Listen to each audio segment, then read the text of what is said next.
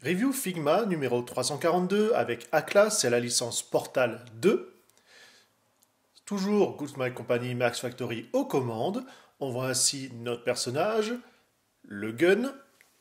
Derrière, différentes poses comme d'habitude. On voit que sa tête, entre guillemets, va pouvoir partir. On voit également Peabody avec, mais ça vous le découvrirez juste après dans l'autre vidéo. Le fond habituel prédécoupé pour les hit stages. Voilà, entièrement bleu. Toujours le sachet pour tout ranger à la fin. La notice pour vous dire déjà ce qu'il y a dans la boîte, mais également voilà, comment assembler les différentes parties. En japonais ou en anglais. Le stand, la tige bien sûr, les paires de mains, donc c'est pas super fou là. Hein. On va avoir ouvert, fermé, et ça va s'arrêter là, hein, juste 3 paires de mains. Le portal gun, donc pas de souci, on le reconnaît. Peinture bien appliquée, bien détaillée. Ici, voilà, de couleur bleue. Alors c'est sûr qu'on n'a pas un corps typé humain, un classique, c'est un robot. Et donc ça fait voilà, vraiment très léger à manipuler avec très très grande douceur. On voit notamment voilà, sur les câbles qui passent ici et là, mais également l'antenne. Bon, encore ça va, tout est souple.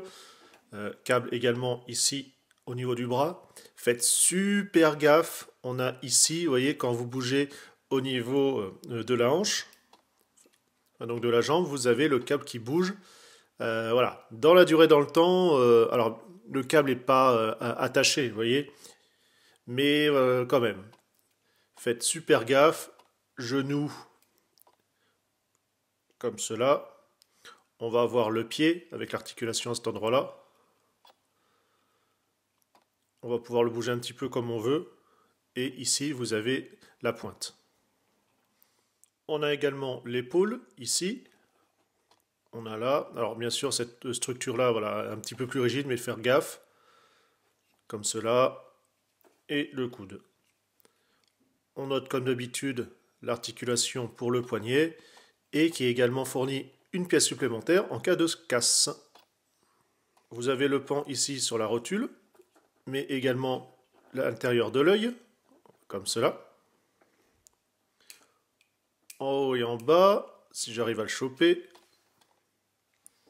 pour ainsi donner voilà, un peu plus d'expression. On peut, comme c'était montré, enlever, donc il y a juste à pousser, en faisant bien attention. Ainsi on a le berceau, donc l'ossature.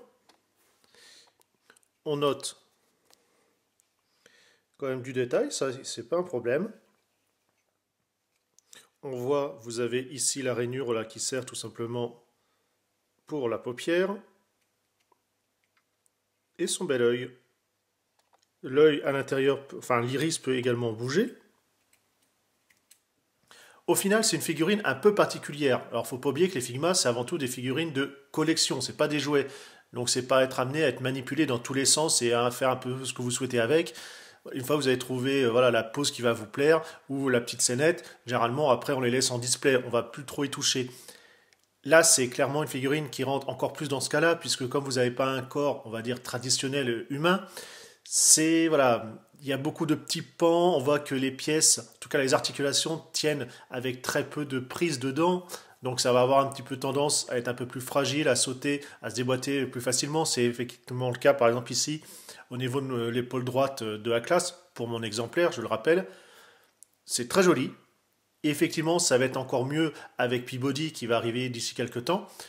Mais voilà, sinon, à part ça, tout seul ou autre, si vous n'êtes pas vraiment fan de la licence Portal, sachez-le, voilà, en achetant, en connaissance de cause, faites attention. Nous sur ce, on se dit une prochaine. Allez, bye bye.